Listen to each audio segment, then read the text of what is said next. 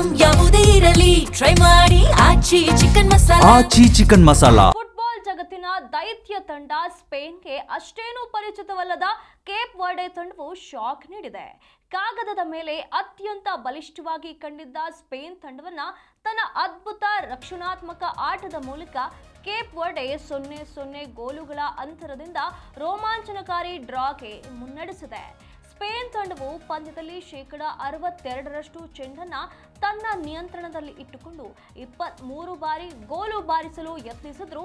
Cape Verde ತಂಡದ ರಕ್ಷಣಾ ವಿಭಾಗ ಮತ್ತು ಗೋಲ್ ಕೀಪರ್ ಓಜಿನ್ಹಾ ಅವರ ಅದ್ಭುತ 8 ಸೇವ್ಗಳು ಸ್ಪೇನ್ಗೆ ನಿರಾಸೆ ಮೂಡಿಸಿದ್ವು. ಪಂದ್ಯ ಆರಂಭಕ್ಕೂ ಮುನ್ನ ಎಲ್ಲರೂ ಕೂಡ ಸ್ಪೇನ್ ಸುಲಭವಾಗಿ ಗೆಲ್ಲುತ್ತದೆ ಎಂದು ಭಾವಿಸಿದ್ರು. ವಿಶ್ವದ ದಿಗ್ಗಜ ಆಟಗಾರರನ್ನೊಳಗೊಂಡ ಸ್ಪೇನ್ ಪಡೆ ಕೇಪ್ ವರ್ಡೆ ಕೋಟೆಯನ್ನ ಪುಡಿ ಮಾಡಲು ಸಜ್ಜಾಗಿತ್ತು. ಆದರೆ ಮೈದಾನದಲ್ಲಿ ನಡೆದಿದ್ದೇ ಬೇರೆ. ಸ್ಪೇನ್ ಆಟಗಾರರು ನಡೆಸಿದ ಒಂದೊಂದು ದಾಳಿಯನ್ನು ಕೇಪ್ ವರ್ಡೆಯ ಡಿಫೆಂಡರ್ಗಳು ಉಕ್ಕಿನ ಗೋಡೆಯಂತೆ ನಿಂತು ತಡೆದ್ರು. ಗೋಲ್ ಕೀಪರ್ನ ಸೂಪರ್ ಸೇವ್ಗಳು ಪಂದ್ಯದ ಚಿತ್ರಣವನ್ನೇ ಬದಲಿಸಿದ್ವು. ಕೊನೆಯ ನಿಮಿಷದವರೆಗೂ ಗೋಲು ಗಳಿಸಲು ಸ್ಪೇನ್ ನಡೆಸಿದ ಎಲ್ಲಾ ತಂತ್ರಗಳು ಫ್ಲಾಪ್ ಆದವು. ಅಂತಿಮವಾಗಿ ಪಂದ್ಯ ಯಾವುದೇ ಗೋಲ್ ಇಲ್ಲದೆ 0-0 ಅಂತರದಲ್ಲಿ ಸಮಬಲಗೊಂಡಿತು. ಇನ್ನು ದೇಶಾದ್ಯಂತ ಫುಟ್ಬಾಲ್ ಅಭಿಮಾನಿಗಳ ಉತ್ಸಾಹ ಈಗಾಗಲೇ ತಾರಕಕ್ಕೇರಿದೆ.